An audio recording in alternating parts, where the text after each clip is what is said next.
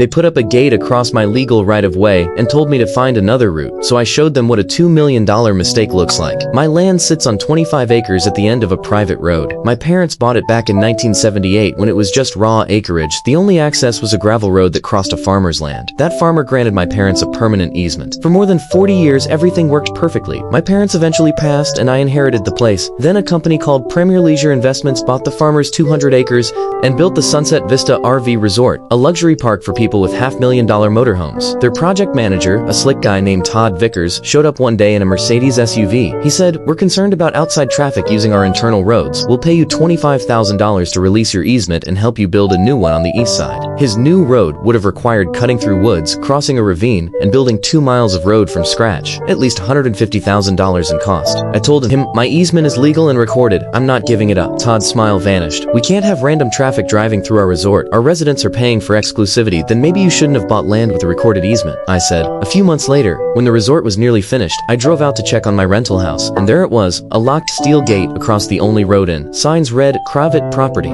residents only." Todd didn't answer my calls, so I called my attorney Sarah Chen. She reviewed the easement documents and confirmed what I already knew. They were breaking the law. She sent a formal demand letter giving them 48 hours to remove the gate. Todd's lawyer replied, claiming the easement was ambiguous and might not apply to new roads. He suggested I use alternate access. There was no alternate access. My property was completely landlocked. Sarah filed for an emergency injunction. While waiting for court, I had to park by the highway and hike 2 miles through the woods to reach my property. Then I remembered something my father once said. The easement also included utility rights, power, water, and communications. Decades ago, all those utility lines were buried along that same road. When I looked deeper, I found that Sunset Vista had connected their entire resort to those same lines that existed because of my easement. Sarah laughed. "They're using your easement to power their resort while blocking you from using it? That's a legal disaster." She amended the filing, added a damages claim, and contacted the utility companies. Within days, a power company engineer confirmed that every RV hookup, every light, and every pump in the resort was pulling power and water from lines inside my easement. At the hearing, Todd arrived with 2 expensive lawyers. They started arguing about modern development and changed conditions. The judge barely let them finish. Sarah presented the easement deed, utility maps, and photos of the locked gate. The judge leaned forward. "So your client is blocking his easement while simultaneously using it to power his resort? Remove the gate within 24 hours or I'll fine you $10,000 per day for contempt." Gate came down that same afternoon, but Sarah wasn't done. She sued for damages, legal fees, and lost rental income. The judge sided with us, awarding $50,000 plus full attorney costs and issuing a permanent injunction, forbidding them from ever restricting my access again. Todd later tried to buy my property for $400,000, hoping to erase the problem. I told him I wouldn't sell, especially not to someone who'd tried to trap me on my own land. Hit like, subscribe for more easement justice stories.